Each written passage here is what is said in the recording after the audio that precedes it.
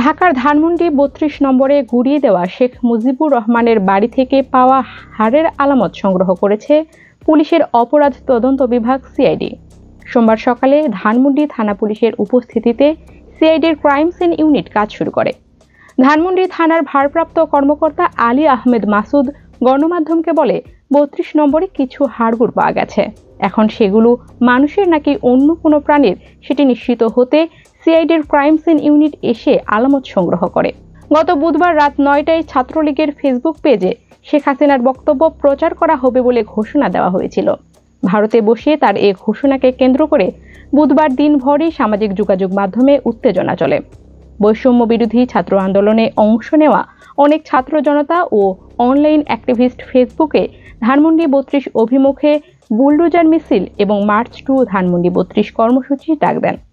এদিন বিকালে বাড়িটি গুড়িয়ে দেওয়ার হুঁশিয়ারি দিয়ে ফেসবুকে একাধিক পোস্ট দেন ইনকিলাব মঞ্চের আহ্বায়ক ও জাতীয় নাগরিক কমিটির সদস্য শরীফ ওসমান হাদি। ফেসবুকে নিজের ভেরিফাইড ফেসবুক অ্যাকাউন্ট থেকে ধানমন্ডি ৩২ ভাঙার ডাক দেন বিদেশে অবস্থানরত অনলাইন অ্যাক্টিভিস্ট পিনাকি ভট্টাচার্যও। তিনি লিখেন, থাকবে না ৩২ নাম্বার, থাকবে না, ইনকিলাব জিন্দাবাদ। সন্ধ্যা ৭টার পর বৈষম্য বিরোধী ছাত্র আন্দোলনের আহ্বায়ক হাসনাত আবদুল্লাহ এক পোস্টে বলেন, বাংলাদেশ ফাঁসিবাদের তীর্থভূমি মুক্ত হবে। এরপরই শেখ মুজিবরের বাসার সামনে এসে জড়ো হতে শুরু করেন বিক্ষুব্ধ ছাত্ররা।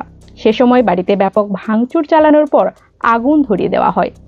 একই সঙ্গে প্রবেশ মুখে স্থাপিত শেখ মুজিবুর রহমানের মুরালটি সম্পূর্ণ ভেঙে ফেলা হয়েছে।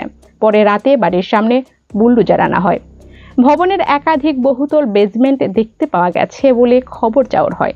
একটি পক্ষ থেকে প্রচার করা হয় ৩২-এর বাড়িটির বেসমেন্টের পানি সেচলেই পাওয়া যাবে আয়নাঘরের সন্ধান।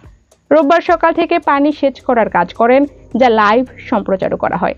কিন্তু পানি সেচের কাজ শেষে কিছু না পেয়ে দুপুর ১:১টার দিকে ঘটনাস্থল ত্যাগ করেন ফায়ার সার্ভিসের কর্মীরা। সোমবার সেখানে আলামত সংগ্রহে পৌঁছায় সিআইডির ক্রাইম সিন ইউনিট। উদ্ধার হওয়া হাড়গোড়গুলো কোন স্পটে পাওয়া গেছে তা সুনির্দিষ্ট করে বলেননি তারা। প্রত্যক্ষদর্শীরা দাবি করছেন, শুধু হাড়ই নয়, ঘটনাস্থলে রক্তের দাগ, জুতা, মানুষের চুল এবং অন্যান্য অবশিষ্টাংশও পাওয়া গেছে। এমন দাবির প্রেক্ষিতে সোমবার সকালে সিআইডির ক্রাইম সিন ঘটনাস্থল পরিদর্শন করে আলামত সংগ্রহ করে।